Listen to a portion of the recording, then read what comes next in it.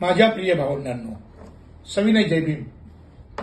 आज 2 मार्च हा दिवस आंबेडकरी चळवळीसाठी एक अत्यंत महत्वाचा दिवस आहे. याच दिवशी म्हणजे 2 मार्च 1930 साली महामानव डॉक्टर बाबासाहेब आंबेडकर यांनी काळाराम मंदिराचा सत्याग्रह सुरू केला. हा सत्याग्रह सुरू करताना बाबासाहेबांना काही देवाचं दर्शन हवं होतं किंवा देवाच्या समीप जायचं होतं, असलं काही नव्हतं. बाबासाहेबांची मागणी होती की सर्वांना भक्तीचा अधिकार मिळाला पाहिजे आणि याची परंपरा फार जुनी आहे. या देशामधली जी भक्ती चळवळ आहे त्याच्यामधले जे सगळे बहुजन संत आहेत ते सगळे काय मागणी करत होते, ते सुद्धा त्या मध्ययुगामध्ये आध्यात्मिक समतेची मागणी करत होते. बाबासाहेब सुद्धा म्हणत होते, जर सगळ्यांना देव सगळ्यांना मोकळा करा, तुम्ही जसं पाणी सगळ्यांना मोकळं करा याच्यासाठी 14 तारखेला सत्याग्रह झाला, तसा देव पण सगळ्यांना मोकळा करा यासाठी हा सत्याग्रह होता. हा सत्याग्रह 5 वर्ष चालला. या सत्याग्रहावर जे अनन्वित अत्याचार झाले ते मी काय वर्णन करत नाही, परंतु याच्यामध्ये अनेक गरोदर स्त्रिया सुद्धा तिथेच बाळंत झाल्याचे लोक सांगतात. म्हणजे किती निस्सीम प्रेम होतं बाबासाहेबांबद्दल की त्यांच्या एका शब्दासाठी गरोदर स्त्रिया सुद्धा तिथे गेल्या.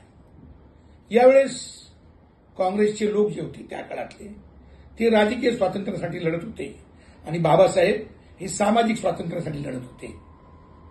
हा त्या काळातला मोठा वाद आहे. पण सामाजिक स्वातंत्र्य म्हणजेच ते एका सांस्कृतिक समतेसाठी लढत होते. आणि नंतर राज्य आलं,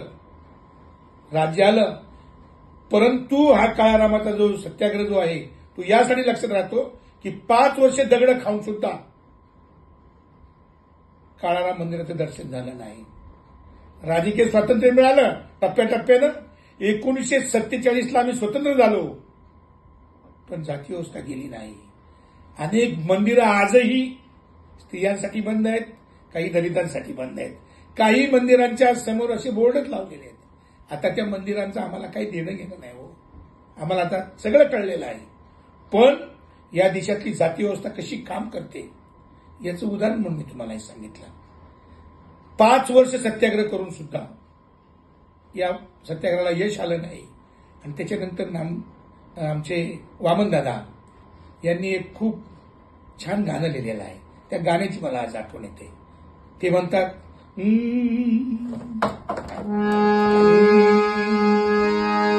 राम दाखवा रे तुमचा, राम दाखवा रे, वामनला त्याची थोडी चवी चाखवा रे, वामनला त्याची थोडी चवी चाखवा रे.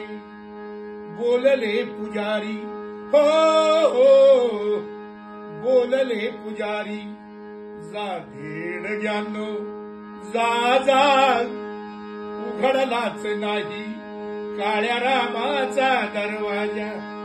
गोदा तीरी पडला तरी लढला सैनिक माझा, उघडलाच नाही काळ्या रामाचा दरवाजा, उघडलाच नाही काळ्या रामाचा दरवाजा.